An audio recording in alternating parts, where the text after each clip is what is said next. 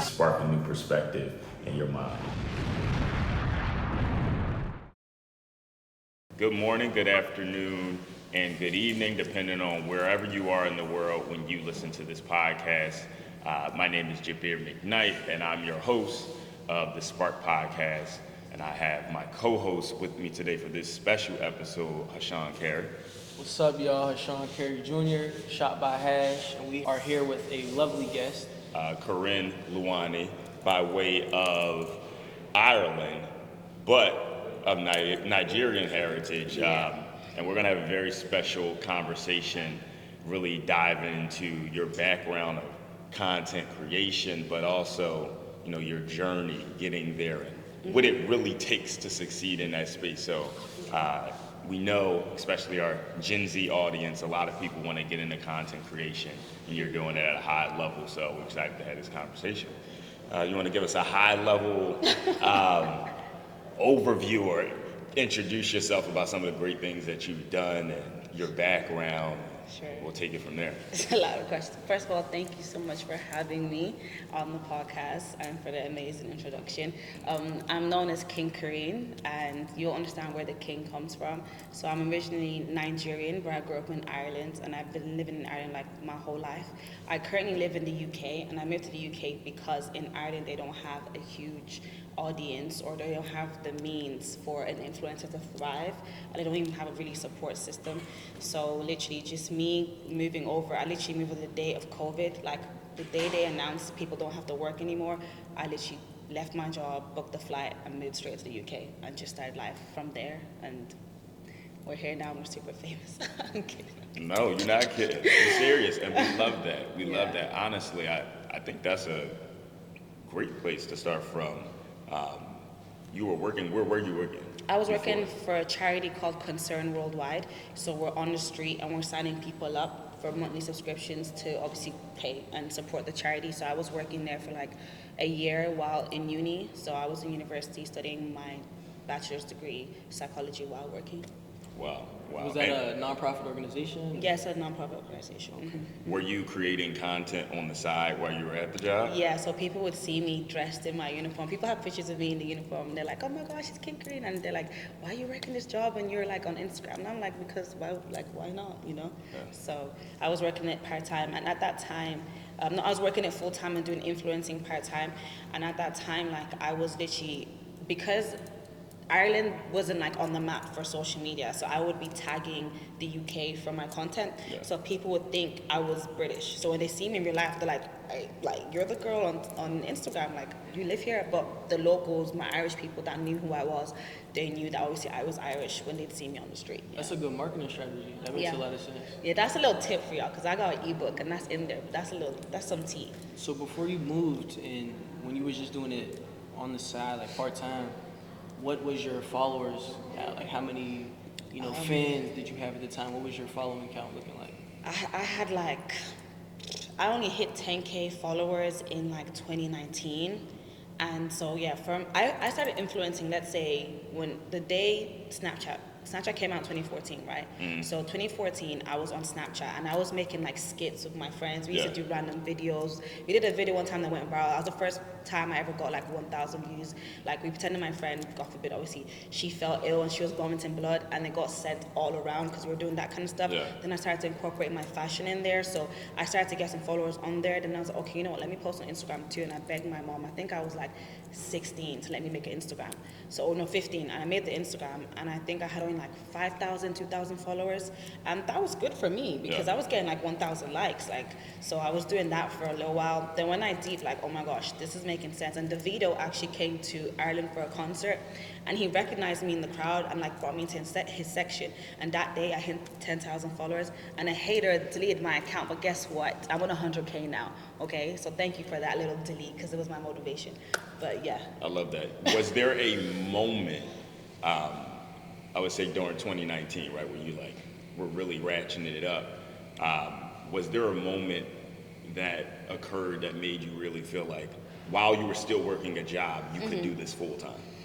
I think when I got my first paid collaboration deal, and it helped me add on to, so I was saving for something, and it helped. It was like that little bit of addition. I was like, okay, you know what, like that's an addition, but I can make that the whole kind of profit instead of me having to work. And on top of that, the recognition was helping my content do well, so more people were recognizing me. So I was like, I could literally, if I put more effort into this full time, I can make more money and be known better. And it might not be in a financial way.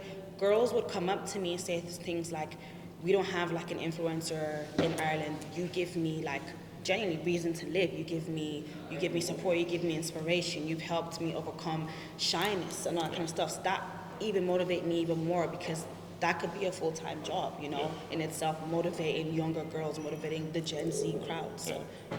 I have a question. So this was a younger Gen Z crowd.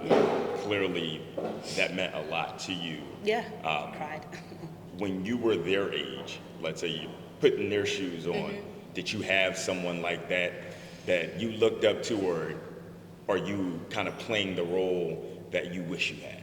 And I did, but they weren't in Ireland. It was like Jada Wada. Like every girl that's my age knows when we were like 13, 14, 15, 16, Jada Wada was the it girl, because she made her own money. She literally, like, she had her own business. Amore Jada, when she was like 17, she made her first million before she even hit 18. And she was an influencer at that. Like her fashion was tea. Her vibes were tea. So we were like, everybody loved her because of the energy she gave. She gave like, boss babe, I don't need no one, respectfully. And that was kind of the girl for me. So I was like, I didn't think to myself, I want to be that in the UK.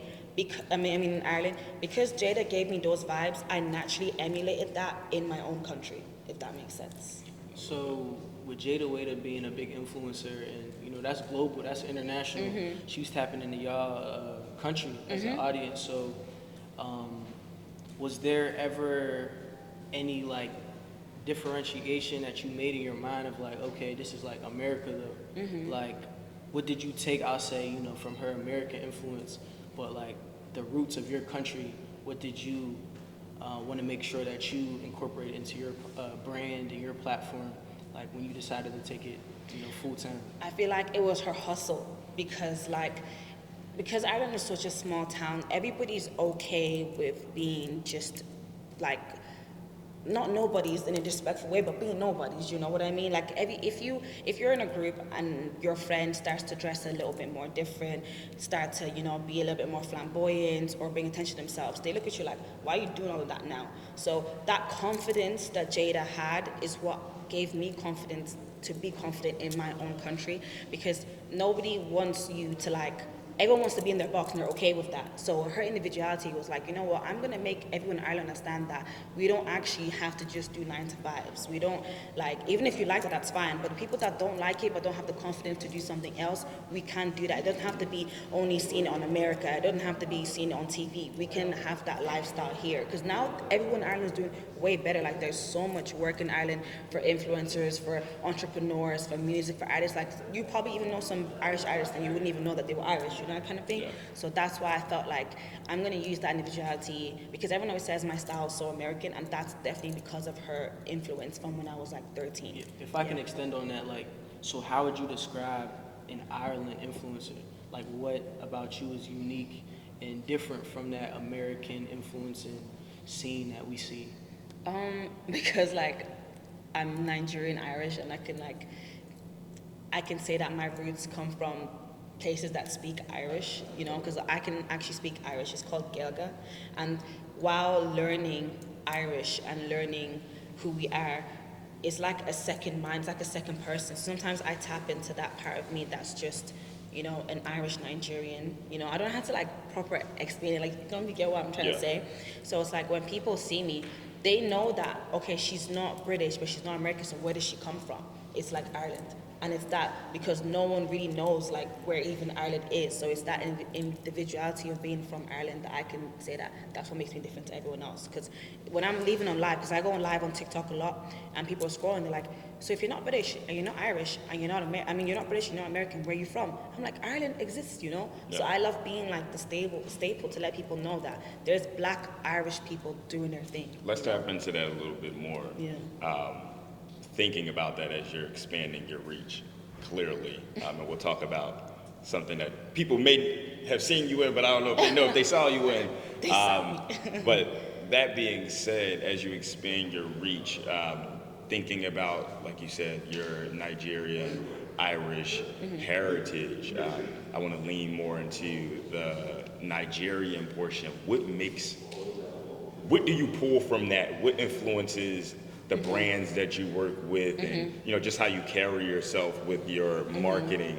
What part of your Nigerian heritage kind of influences that? Yeah. I'm gonna get a little African for them right here, but my mom always say, if you're gonna do something, make sure you do it well. Yeah. And that's how Nigerians are. We won't do anything, excuse my French, half-assed. We're only gonna put our 100%, and that's what fuels me. Like, everyone says, like, I'm a hustler, I'm a go-getter. That's because Nigerians, they come from struggle, and even if you don't, but they know what it means to struggle. Yeah. And that's how I felt, because even if, okay, I grew up in Ireland or whatever, but I grew up with people not supporting or believing, my own mom not understanding what an influencer was until I started making the money. And she sat me down, she's like, okay, this thing that you're doing, explain it to me. And I'm like, you see yourself now? So that is what fuels it. And on top of that, it's pride. Being prideful of the fact that I want to do this and I'm doing well, so let me respect it and take care of it. Take care of my image, shape my individuality. And on top of that, not just be a pretty face, get my degree on the side, Education. Like, exactly, my education is important. So it's all in all, make sure my character makes sense and aligns with me being an influencer. And like, one thing about Nigeria that I love as well, that therefore influences me, is like, we're so happy, like, doing things. Like, people be like, oh, it's your job. It's my job, but I'm having fun. I'm so happy being an influencer. Like, I'm in Tokyo taking content. My outfit's paid. Shout out to Ego Official. Outfits, Ego. Yeah, and I can live like that, But that's because of the hard work I put in from 13 to 16 to 21 to 25. So talking about kind of family support, familiar support, and I know anyone that's listening, whether it's any support system, friends, family, it takes time for people to support you. They kind of want to see the success, and I know that's discouraging. Sad. Yeah. It is discouraging, but that's something, a cycle that we have to go through, where people are not just going to believe in you because they may care about you and they want to make sure that you're utilizing your time correctly. Yeah. But for aspiring entrepreneurs or people that are in those startup phases where it's a little bit tough, then they may not have that familiar support. Is there anything that you felt like you could have done earlier on to help your family or your mother understand what you were doing, or do you think it was better for you to go about it the way that you went about it? I think I could have included her or invited her to things more. Yeah. So from young, because I was / entrepreneur, because I have businesses as well, I would have events for young girls, talking events, teaching them how to become their own entrepreneurs. I even had academies. I feel like if I sat her down sometimes and explained it to her or invited her, she would have understood, because when I moved to the UK, she moved before me, but I got an award and I was in a magazine and I invited her, and that was her first time in years, that's 10 years in her scene. She was like, I wish you invited me since you were young, because you've been going to these things for years. And I just used to think okay, nice, I'll come back and show her pictures, but it's different than being there. So I feel like maybe if I included her, if you have a mother or you have family that want to know, then yeah, because you might include them and then they don't care. But if they do care, or you could extend the invite, I would say letting them come in your world helps them to understand and support before they see the funds, for sure. Yeah, that's probably what I would have done different. I got a question. I wanted to take it back to something you said earlier. You said education is super important, which is why you chose to get your degree in psychology. And although you took the full-time influencer path, psychology is used all the time and can be used Absolutely. in business. So the marketing, literally all of the influencing, there's psychology that comes into that.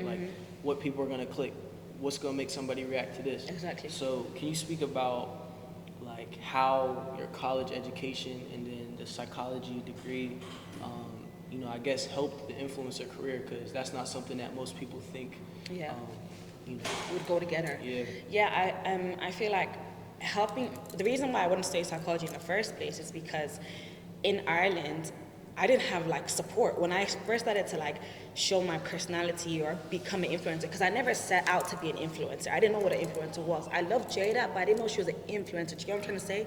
So when I set out to post myself more and I was getting bad reactions, I was like, why y'all doing that? It was hating. Yeah, they were basically, and I was like, you know what, I understand that because I don't know why people's brains work the way they work. So that was a big part of me wanting to study psychology, to understand that. Then when I understood like mental cues, behavioral cues, and all those kind of things, it helped me to incorporate that, because sometimes I'll take a picture and I don't even like it, but I know the public is gonna like it, and I'll post that picture. Yeah. That's psychology then and there, like, you know, because I'll show my friend and she's like, oh my God, that's so cute. And I'm like, that picture is horrible, but watch, it's gonna get like 10K likes, you know. And on top of that, how people perceive things. I understand that, you know what, they didn't hate me because they didn't like what I was doing.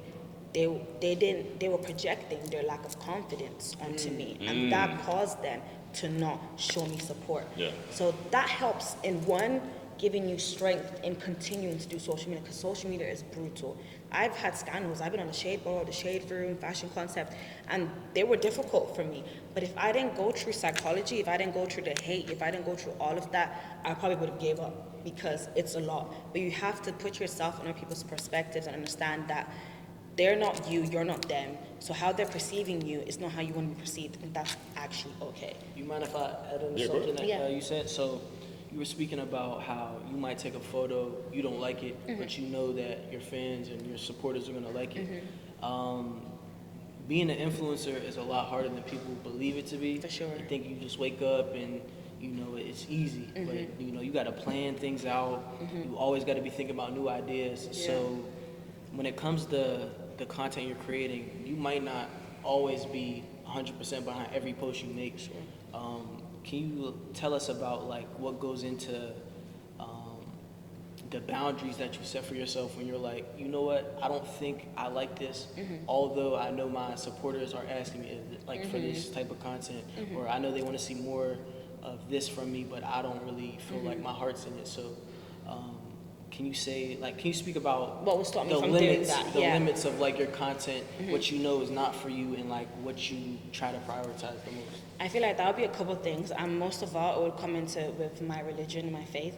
So, like sometimes obviously you can see I've got many tattoos, I've got symbols on me. And what's your religion? I'm Christian. Okay. Christian, yeah. So before I was born again in my walk with Christ, I used to like believe in astrology, for example. So I'm posting about Aquariuses, Libras, all that kind of stuff. And I know there's girls that find that stuff intriguing. Yeah. But I have to understand and take a step back and realize, like, you know what, that doesn't align with my path anymore. So I can't do stuff like that. And even like with how I'm dressing, lady, like even if you think, oh, she's dressed out right now, but there's still a modest tone to it, because it could have been head to toe. Do you know what I mean? And it's about how I carry myself, because younger girls are watching me. So even if I think, you know what, it's gonna be cute to everyone else, what about the younger girls that even if it's gonna be cute to them, they're gonna think that's an okay thing to do. So even if I'm posting something that I think people are gonna like, I have to think about how they're also going to perceive it. So if it's harmless, that's okay. But if I think it could cause any kind of negativity or make someone take that upon themselves and think that's okay, oh, because Karine did it, I'm gonna do it, that's something that I would like shy away from and not probably want to do. Yeah. You know, I think that's really interesting, because when we think about at least the term influencer, Yeah. now it's kind of like a job title. Yeah. But I think what you described just now is like what it means to actually influence. Influence, exactly. Right? Yeah. Like not what people have made it out to be, but how important that role is, and not just drawing the boundaries between, you know, what you're not willing to do, but also understanding that there are people that are listening to you and you're a leader and you have Exactly. the capabilities to shape minds and really leaning into that influence. And I know just how algorithms are set up. Yeah. You have to pick and choose when those moments are. But I think it says a lot about you that in this journey, personal journey that you have for yourself, Yeah. it's not just personal. It's like, hey, whatever The you've girls been matter through too. before that, I want the girls that look up to you to be where you are early in the process. And that's what I always say, because people say something to me like, oh my gosh, I hope I'm just like you. And my reply is always, I hope you're better. I hope you're better. And they're like, why would you say that? You're doing great. And I'm like, I hope you do better, because I had to go through too much to get here, you know. I'm glad, because that's God's battle for me. I'm a tough soldier. But some people can be tough soldiers but smarter. Be smarter. Do you know what I mean? And how would you be smarter? If the person you're watching gives you better advice, you know. And there's a lot of things that's out there. I have a younger sister, I have a daughter, I have friends, I have nieces, I have, you know, I mean, and cousins, and I would love for them to look at me and see, you know, a good future, you know, and that's exactly what my influencing is, you know. I think that's important. Yeah. All right, cool. So another question I have, I know we talked about your background. You do have a 2-year-old daughter. Yeah. Tell me about how important that is in your journey managing full-time content creation. And Full-time when we mom. say full-time, like this is not clock out. This is when you got to be on top of things. You're always thinking about things, but you're also a full-time mom. And just tell us about that journey and how it kind of shifted the work that you're doing now. And actually, you know, not just the challenges, but what has made it good. Yeah, I was gonna start with that anyway. Yeah. I was gonna say she's my biggest motivator, because when I look at her, you know, and I understand why people have children and have frustrations, because when you look at that human, you want to give them everything. And wanting to give them everything and not being able to causes that internal frustration. That's where psychology comes along as well, because there's something called cognitive dissonance. And when your brain and your thoughts and your wishes are not aligning with your life's actions, our brains get angry. And you can take that anger out on your child, you can take that anger out on yourself. So when I see her, and I'm like, Majesty used to look at me and say, Mommy, can I go to Disneyland tomorrow? And the flight's booked. Or, you know, Mommy, can I just have anything, you know, even if it's not materialistic, just peace. Constant peace for her, and that's what I want. So that's what motivates me and pushes me to take my Instagram, I call it Instagram, but my influencing very seriously, because it is a job for me now. You know, I live off of influencing. Like, I don't like get paid from other things. Like, that's my day-to-day life. Like, posting on Snapchat, TikTok, everything is for Instagram. So, like, a part of it has its downside because my life is so public. So, funny enough, when I was pregnant, I didn't even announce my pregnancy. I was pregnant for like 4 months, 6 months, and I had a court case separate to that. It wasn't even me anyway. All charges dropped. Yeah. We ain't gonna talk about that. But a blog page, and that's, influencer King Karine, pregnant. Why would you do that, bro? Like, why are you telling the whole world I'm pregnant for? So that's the bad part of being an influencer, because people think they have permission and authority over your life because your life is public. They say things like, oh, well, if you didn't want everyone to know, why are you an influencer? That doesn't correlate, babe, because my influencer life has nothing to do with my private life. Announce it yourself, so, and even if I show parts of my private life, that still doesn't give anybody any right to tell me how to live my life. But that's where you have to separate yourself. And people ask me, how do you balance being a mom and being a full-time influencer? Although I separate the two, I'm always doing the two at the same time. You always on. I'm always on. As last night, she's on FaceTime, I'm taking content. Do you know what I mean? She's in the house. When she was a baby, everybody knows this. When I first had her, I spent like 3 weeks at home. I was back to hair influencer. I'm originally a hair influencer, so I get paid to get my hair done like 4 or 5 times a week. I was breastfeeding her, getting my hair done, taking TikToks. My face is chunky as fuck. I was so fat in my pregnancy. Literally, I'm so chunky. The baby's on my boob. She probably has got to be spray in her brain, you know, but she's so intelligent. So it's like, I just balanced it. And days when I feel like, bro, this baby is stressing me, TikTok is stressing me, put that one down and focus on her. And then swap it over. Send her to my mom's and focus on content. Then when I feel like, okay, I got my groove back, I can balance again, that's what you do. You just take literally everything, how your body can handle it at the end of the day. And that's what I did. Yeah. So your personality, who you are, everything about you, you know, you got your hand in a bit of everything. Yeah. You know, you got an eclectic portfolio. You know, you said you do hair, you got your own businesses, you do clothing, fashion. We had a conversation walking through Shibuya and all that, you know, when we first met, getting to know each other. And you shared with us that you had the opportunity to be in the Kalani music video. Yes. So, you that's a major project. So congratulations for that. Thank You're you. doing a Congrats. lot. So Congratulations to him too. yeah, so that's amazing for you. But I want to know what has been the most impactful and like your favorite project that you've done thus far. That's dope. That's a great question. That's a tough one. I've done so much, and I call them side quests. It's so Side funny, yeah, because I feel like my life is like this big. Anyway, one day the book will come out, but I feel like the biggest thing for me that I appreciate was a brand that I worked for. I worked for them for like 6 months, and funny enough, when they first reached out to me, they sent me a product to promote for them, and I took a picture of the product, and they were like, "Oh, that's what you're gonna do? Just post the picture." I was like, chill, like I'm just getting started kind of thing. And then I used the product for a little bit. It was good. I did my first TikTok. I sold them out. I made them bank. I worked with them for 6 months, and then as a gift, they sent me to Jamaica, flights paid for, accommodation, all inclusive, spending money, tipping money, which I didn't use to tip. Yeah, I'm gonna be honest. All because I did them good. Yeah. That was huge for me because I've worked with companies for a long time. I've made them loads of money. I made myself money, but they never showed me gratitude like that. That made me realize, like, wow, there's still people out there that think like me, because that's something I would do. That's how I would show my appreciation. It's not about the flight. It's the principle of the fact that, like, we're gonna put all this money on your head because you did this for us. Yeah. Even though it was contract, when the contract ended, I kept going because I respected their brand and what they were doing. So that was probably huge for me. And I got to see Jamaica. My daughter's half Jamaican, so I always wanted to go there, first before her, then take her. So it was like 5 birds with 1 stone, Five so, birds with 1 stone. So I was happy with that.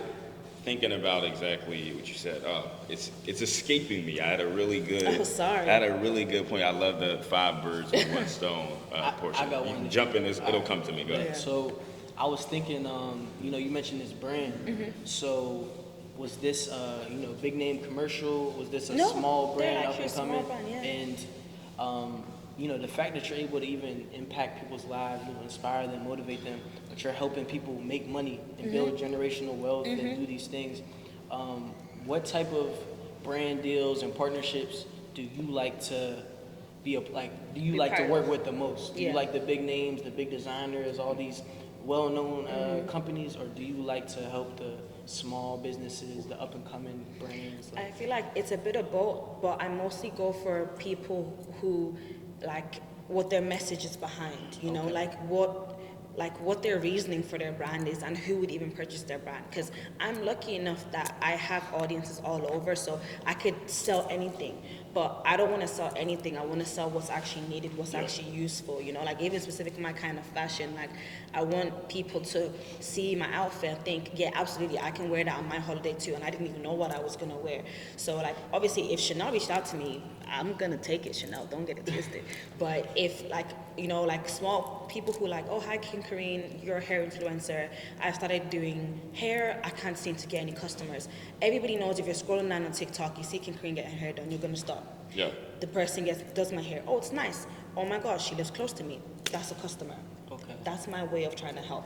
Because I'll be getting my hair done on live, and then I can see their booking system. This person just booked because they're getting their hair done. I'm getting my hair done by them. Yeah. So that's kind of like how I work with people. So a brand doesn't really have any following. They're not known. You got 100K, you're verified. They're intimidated. Like, whoa, she wouldn't want to work with me. For those people out there interested in working with you, like, DM me. What's the best way to get a hold of you? And what are you looking for? How does a brand distinguish themselves versus somebody else? And you like, okay, I know they're about business, and I think I'm willing to put my brand, with them. First of all, if you want to reach me, it's kingkarinepr@gmail.com. It's on my bio anyway, King Karine. But I feel like when I read the email, it's not like, oh, tell me your whole life story. It's more like I just want to know why me. When even if I have 100K, there's people with 200K, there's people with 50K, and they probably do better, more, whatever. But I just want to understand why I'm a necessity to your brand. It's not just because you're just trying to get the content out there. No, I want to feel valued, because I will value your time for choosing me in the first place. And because when a brand reaches out to you or whatever, and I could tell you my rate, and if I'm going to tell you my rate and you're just going to be like, you know what, now you're good. That just shows it's not that you didn't care about what I could do for you. You just wanted to get a quick promo. And I don't want that. I want people that want to work with me because they see the importance of what I will do for their brand. So you should want to pay me my rate because you know it's going to be worth it. So if that's not the vibe, then you could work with somebody else. Oh, let's dive into that a little bit, into the background about entrepreneurship, like the actual business of this work. I know you talked about your rate, you talked about partnerships and contracts. I like a three-parter, but I'm gonna ask them one at a time. So we don't get too jacked up. But in terms of your rate, tell us about that journey to get to where you are now. Honestly. I'm sure there were moments where you came in low and you realized that what you were charging didn't add up in terms of the time that you were putting into it. And then there were moments where you may have gone high and you lost a client, an opportunity that you wanted, and then there's a sweet spot, right? Yeah. So tell me about that journey. That was hard because with hair influencing, you know, the real hair influencers, they make money. But when it starts off, like TikTok, they want to pay you 4 videos, 1 month bio. Sorry, I'm talking in terms that people understand. And 3 IG posts and 10 HD photos for £100. Baby, I'll blow £100 in a minute. Don't tell me about that. I'm not gonna do that, you know, at the beginning. But I was so excited. I was like, oh my gosh, you're gonna pay me £100 for all this? Then I remember one day after making the 4th TikTok 10th picture, I was like, I can't do this no more. Like £100 is not it, because and that's flat extortion, and they don't even care. Like they think it's gonna be so easy for you. But then I realized when it comes to hair influencing, these brands, it's mostly like if it's not, it has different parts, right? For hair influencing, you might get a bundle, you might get extensions from a vendor, like from China, Asia, whatever it is. But you might get an Instagram boutique, and that's like a girl like me that sells hair. Her budget is going to be different to those companies' budgets. They have money to spend, but they're not the ones that want to pay you. Now, little miss from France that just wants to get her hair out, she's going to want to pay you. So I knew how to differentiate from them. So I could charge her like, you know, my lower rate for the same thing they're asking for, but I'm going to ask them for more because they're from 2 different worlds. Do you know that kind of thing? So when I got to understand that, I'm making more either out. Because people, whenever I send my rates to my friends, for example, they're like, why are you charging that for? And I was like, think about it. I do packages. I could do a TikTok, Instagram, and Snapchat for this price. You're going to see that and like jump. I'm like, great. But then when you do the individuals, it's more expensive. And they're thinking, but you're not making money. I'm like, you're not thinking straight, because people want every single they want it on every single profile. They want to maximize it on all of King Karine's account. So I know they're going to go for that. So I'd rather make a big chunk loads of times than one big chunk once. That just doesn't make sense. And there's a time when I got reached out to come. I'm so upset. I got reached out to come to Canada for a booking, da-da-da. And I'm thinking, y'all in Canada, y'all got money, so let me give her the higher rate. They didn't even reply me. I was like, okay, humbled. Next time, I know how I'm going to maneuver that. It wasn't like humbled, sad, crying for days. It was just like, okay, you know what? You thought you were that. Now you got to make yourself that. So next time they are going to reply you and be like, bet, you know, send the invoice. So, you know, that's how it goes. That's literally how it goes. Yeah, I think that's a great point in it for, again, Gen Z audience, especially people that are leaning towards entrepreneurship. And you talked about you working within a foundation, a charity, right? Regardless of the work that you're doing, it's based on systems, right? If you're an entrepreneur, you've created a system for yourself, right? If you're working for a company, whether it's in academia, whether it's a foundation, whether it is corporate, you are a cog in a machine to a system that's already created. How important was it kind of understanding the work that you did previously for someone else and understanding how you needed to work structure for myself. Your entrepreneurship? Exactly. Great question. Yeah, because I realized, even in terms of me being King Karine, I'm a brand. So I realized the customer service I used to have to give people that didn't want to sign up with me, I have to give the same people that don't want to pay me my rate. The customer service I had to give to people who were just interested and wanted to just hear stuff, same thing. People who come and say, hi, I want to know what it is, and then you don't hear from them again. And when you're on the come up as an influencer, anyone that wants to be one, you're going to feel like no one wants to work with me. But that's like when you're in a call center and people just keep calling to get information out. You never know when they're going to come back and be ready to pay. So you are trained to have good customer service, right? That's the same thing when it's your own self that you work for. I had to realize I can't put my feelings into this, because if I was working for the white man, I couldn't put my feelings into it then. So why am I going to start now? Because I'm working for myself. So that was that was probably one of the most important things, because customer service is everything in anything that you do. How you deal with human beings is very, very important, because that can help you go from here or go from there. Because think about how we met. Now we're sitting here doing a podcast. I could have been rude and been like, I'm not interested in your guys, I don't talk to you, you know, that kind of thing. So I feel like that's probably one of the most important things for me when I factored in or went into being an entrepreneur in myself. Yeah, I think that's big, and something that you touched on about customer service. And I have this, not analogy, but just like a small way of looking at it when we're talking about customer satisfaction. It's about getting the same product at the same level each time, right? And whether if you go to a 7-Eleven, just because we're in Tokyo right now, if you go to 7-Eleven and you buy a bottle of water or you buy a bag of chips, you're not going in and saying, I want some Doritos today, and then I want some Doritos tomorrow.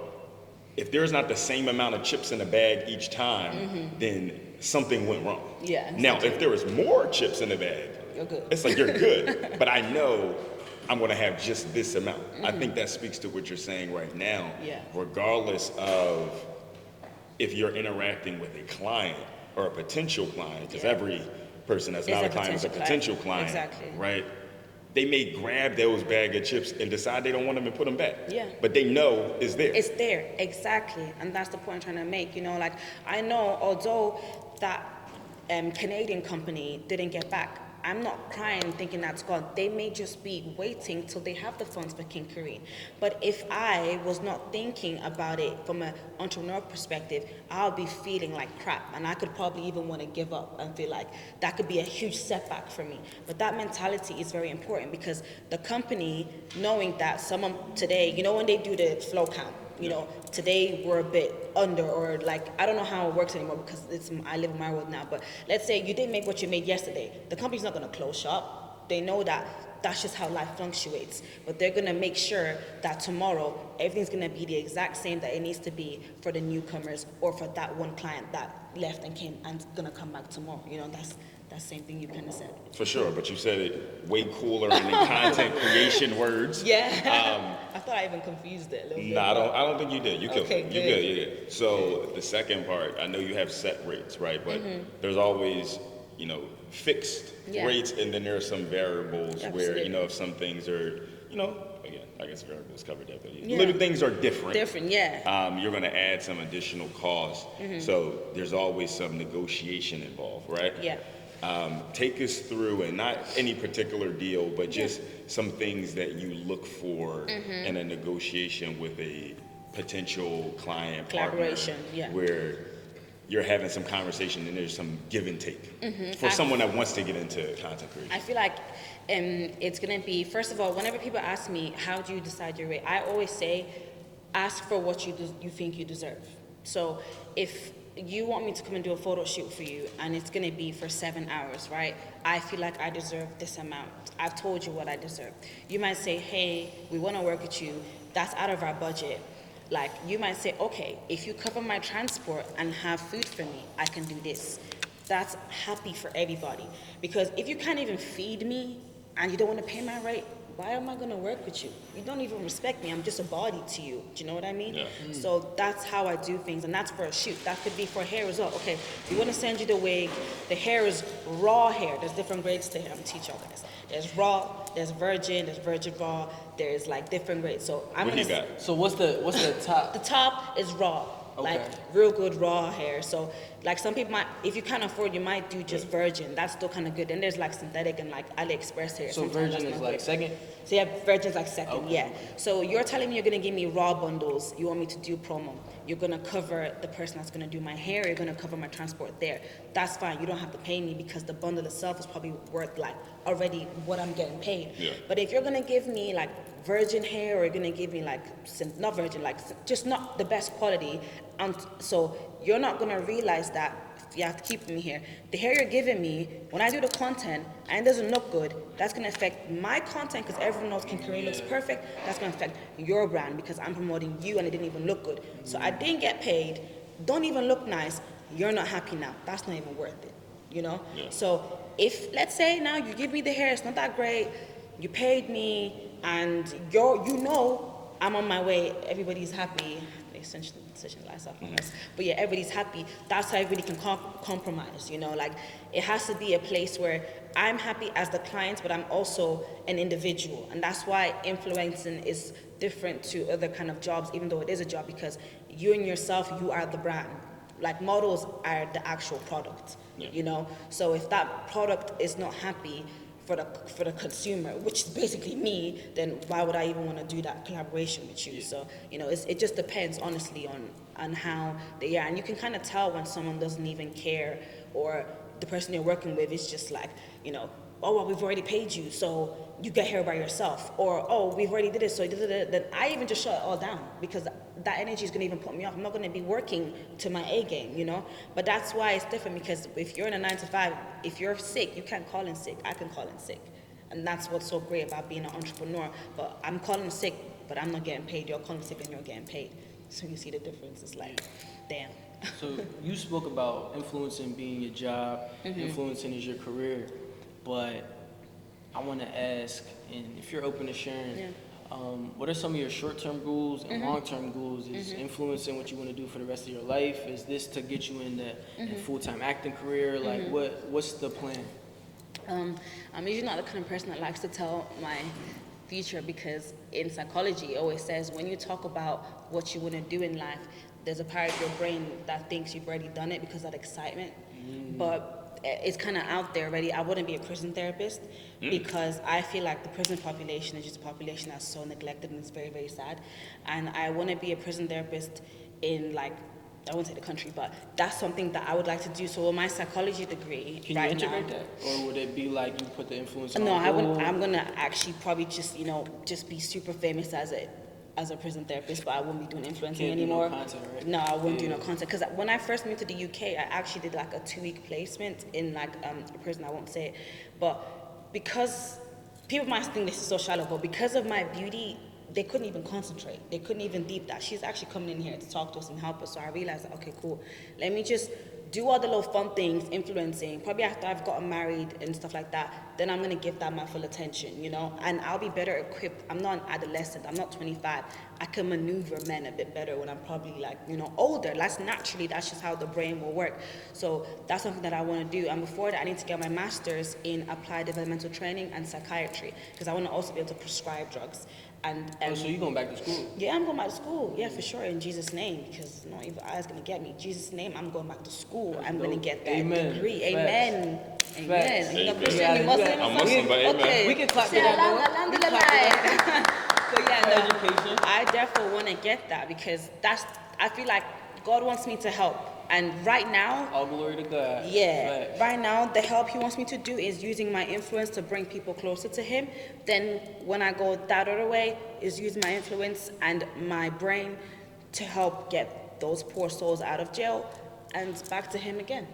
I love that. That's I what love I that. think, yeah. Hey, you have another I one? wasn't expecting that. That was dope. What do you think I was gonna be a Get nurse? that done. No, I just didn't know, but Yeah. like, that's dope. Yeah. No, I think that's amazing. One of the things that we talked about earlier, we were chatting about cultural intelligence. There's a lot of conversation in and around IQ, like your actual intellect. There's conversations around EQ, which is, of course, like your emotional intelligence. But a lot of people are not talking about cultural intelligence and how important that is in a shrinking world. Yeah. Right? We're becoming increasingly global in everything that we do, whether that's industry, whether that's relationships, whether that's personal and how we interact across social media. It's shrunk the world, right? Yeah.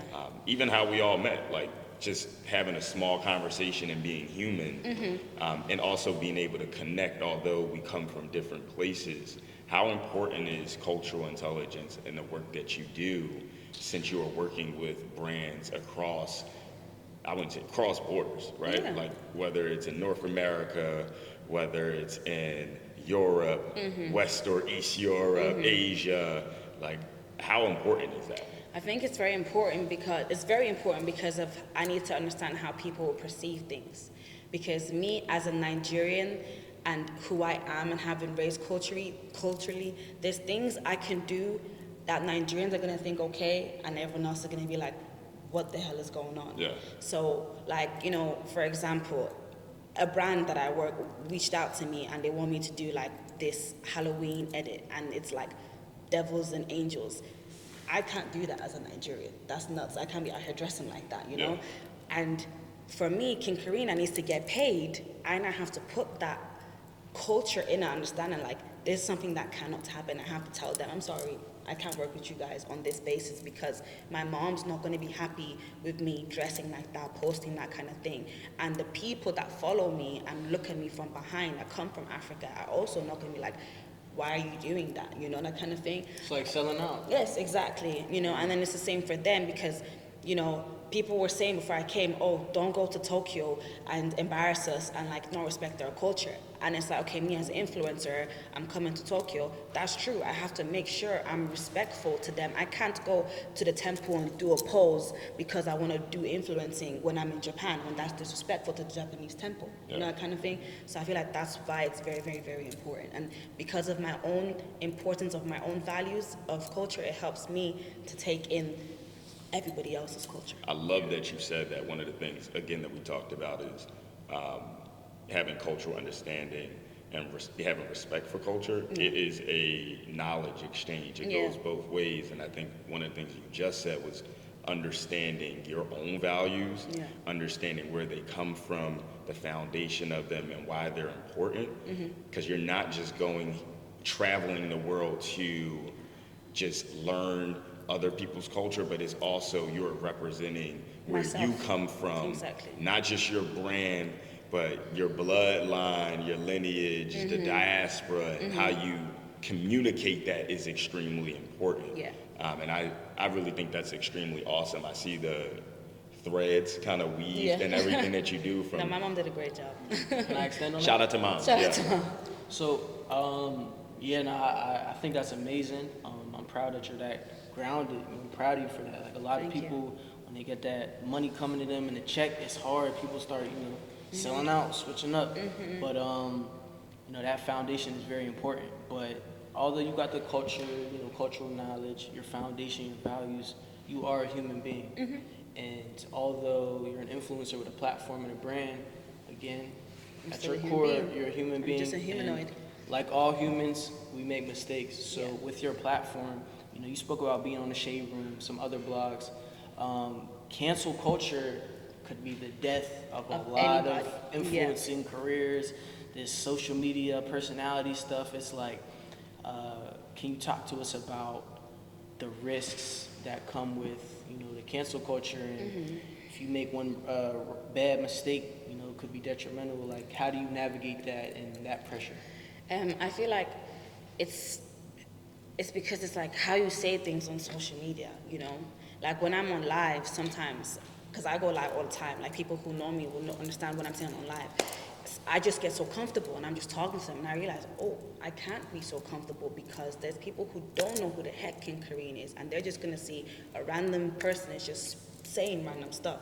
So you have to be careful what you say because people can perceive things anyway, or people can crop something and put that out there. And social media don't wait for you to explain nothing. You're not even going to get your chance to explain. When you do explain, there's already 101 opinions formed about you. So that's where difficulty comes in.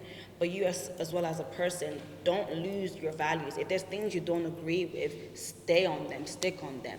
Like I said about me being Christian, like I'm standing on the fact that I'm not gonna be out here saying I'm an Aquarius anymore because that's it is. If you guys think, she's not cool no more, or she's not doing things she's doing no more, yes, that's because now me, Karine, that's not what I associate with no more. And it's okay to change. People think you can't change. And that's why cancel culture is literal, excuse my French, but bullshit. Because you could say something when you were 20 one, and grow up and go through life and change. And even if you don't come out and apologize, in your own private time, you had that change within yourself, because everything on social media is not real sometimes. And that's what people forget, and that's one thing I hear about cancel culture. Unless someone actually flat out did something wrong, just because they said something or did something on social media doesn't mean the whole world has to end, because you could be ending their finances. You could be ending the support they're giving to other people. And people don't deep how far that goes. Like with Nigerian stuff, like me being like having money now, whatever, like my parents, I have to support my parents, I have to support my siblings. And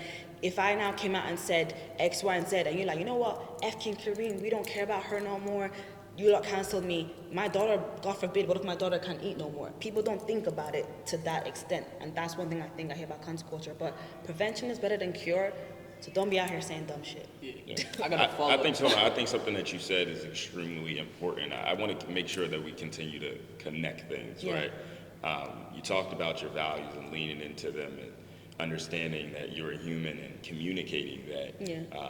And Hash, to your point about cancel culture, I see, at least just from my vantage point, most people that are susceptible to actually being canceled are people that are riding waves, Yeah. or they don't have a actual human connection to the people that they're engaging with. Yeah. And what I hear from you is you communicate that, but you also know your values, and you don't take opportunities that don't align with them. Yeah. So if whether it's in hindsight or people are following currently and presently, they can see that you're doing things that align with who you are. So a mistake, while of course things can always be detrimental, it's not like groundbreaking, earth-shattering, because these things align with what you're doing. With That's who what I I'm am. Yeah, no, for sure. I'm not gonna say I can't get canceled, but they're not gonna come and cancel King Karine for no dumb shit. Yeah. Yeah, for sure. Because I did, you know, I'm sure people are gonna research it now about the fraud situation or whatever, the court case. Like, people don't actually read sometimes. Yeah. If you go and read, there's 2 articles out there. There's my initial arrest and there's my dropped of all charges. People will purposely stop after the initial arrest and formulate an opinion of me based on that. But the people who actually have brains and will understand the full thing will go and read the other bit and be like, oh, it's not what we thought it was. Because like I said, propaganda, social media is not real. People want to sell. The independent wants to sell. The Sun wants to sell. So how they're going to word things is not going to actually be how it actually was, you know? And that was very hard for me because I was pregnant when that happened. So to have people abuse me saying stuff like, you're gonna have your baby in jail, I'm like, what the fuck is you talking about? Jail's not even on the table. Like, go read the actual article, you know?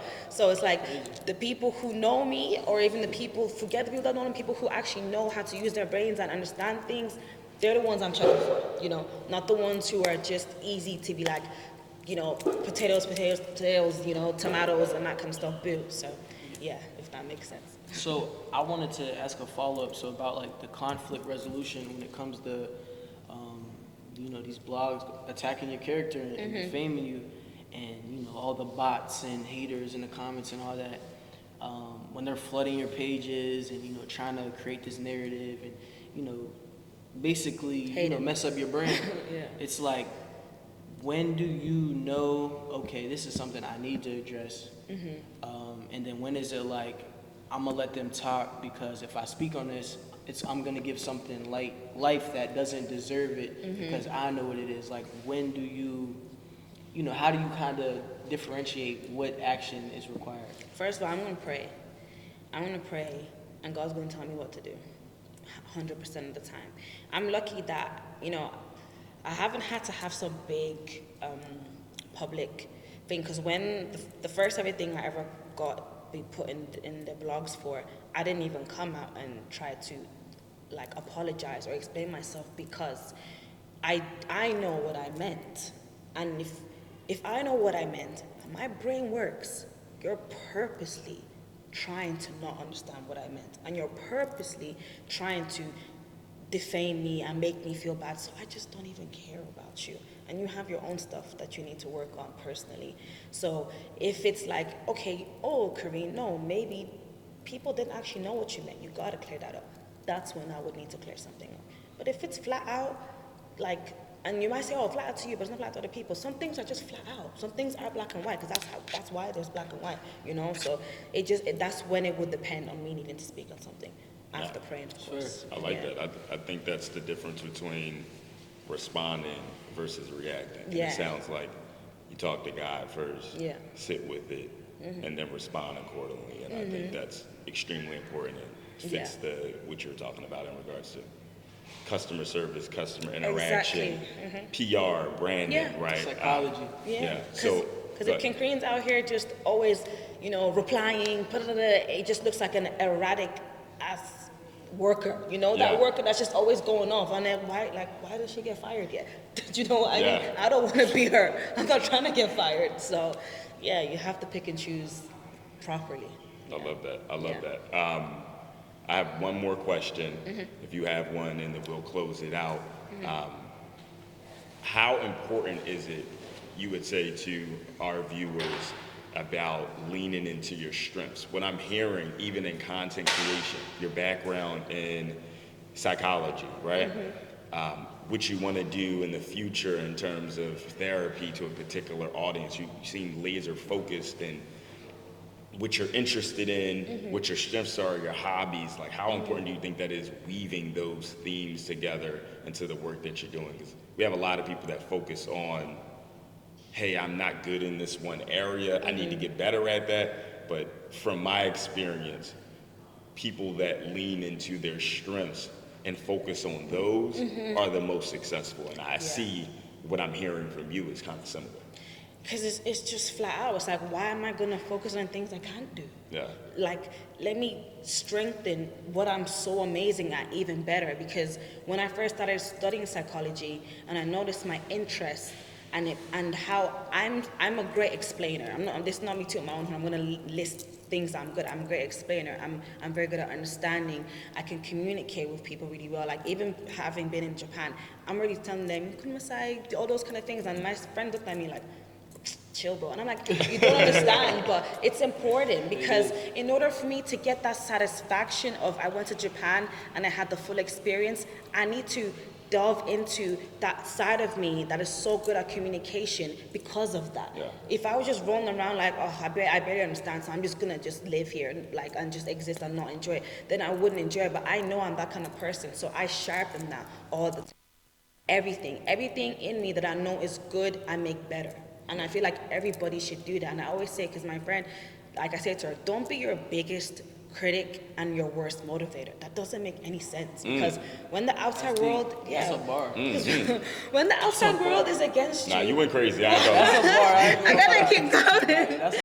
But yeah, it's true though, because I was, and that's why it's personal. I was growing up, when I wasn't getting that support, I started to like downsize myself too. Then I was like one day like, broski, you're bad. Like, why are you like, no, because why are you just being mean to yourself? Because if everyone's mean to you, you're mean to you, then who's gonna be nice to you? Start here first. Yeah. So start here first, find what's so amazing about you and love them so hard, and you're gonna do amazing. Yeah. That's amazing. Self-esteem, self-love, and knowing confidence. thyself.